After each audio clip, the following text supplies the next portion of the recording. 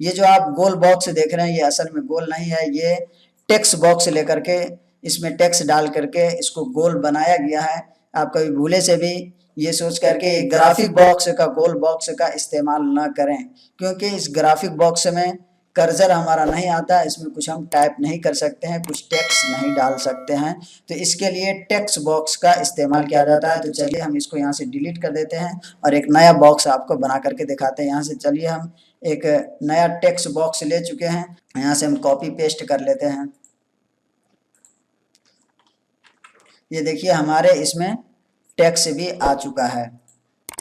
तब हम अगर इसको गोल करना चाहते हैं तो जैसा कि मैं सबक नंबर 4 में बता चुका हूं कि टेक्स्ट बॉक्स या कोई भी ऑब्जेक्ट वगैरह लेकर के उसको कैसे एडिट किया जाता है, उसको कैसे फॉर्मेट किया जाता है, बॉर्डर डालना हो, कलर डालना हो, तो किस तरीके से उसका इस्तेमाल किया जाता है।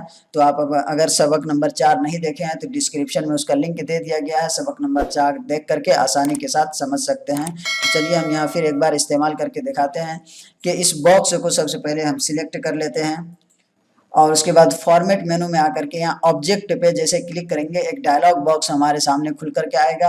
अगर हम डायरेक्ट किसी भी ऑब्जेक्ट पे डबल क्लिक करते हैं तो भी वही बॉक्स खुल करके आता है, तो आप उस तरीके से भी इस्तेमाल कर सकते हैं और फॉर्मेट मेनू में भी आकर के इस्तेमाल कर सकते हैं। तो चलिए यहाँ पे हम इस पर क्लिक करते हैं, देखिए हमारे सामने ये बॉक्स खुल करके आ गया है।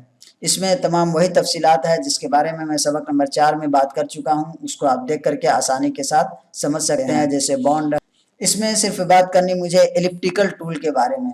ये है रेक्टेंगुलर के नीचे एलिप्टिकल टूल, जिसके ज़रिए से किसी भी बॉक्स को राउंड किया जाता है, गोल किया जाता है। तो ये देखिए अभी जो हमारे पास ये बॉक्स मौजूद है इसको हम गोल करना चाहते हैं तो एलिप्टिकल टूल पे चेक मार्क करके ओके करेंगे, ये बॉक्स हमारा देखिए गोल हो गया है। अब टेक्स्ट हमारा कुछ इसमें छुप गया है तो हम बॉक्स को थोड़ा बड़ा कर लेते हैं ताकि हमारा टेक्स्ट पूरा जाहिर हो जाए और यहाँ से हम इसको सेंटर कर देते हैं। तो अब देखिए टेक्स्ट हमारा इसमें सेट हो गया है।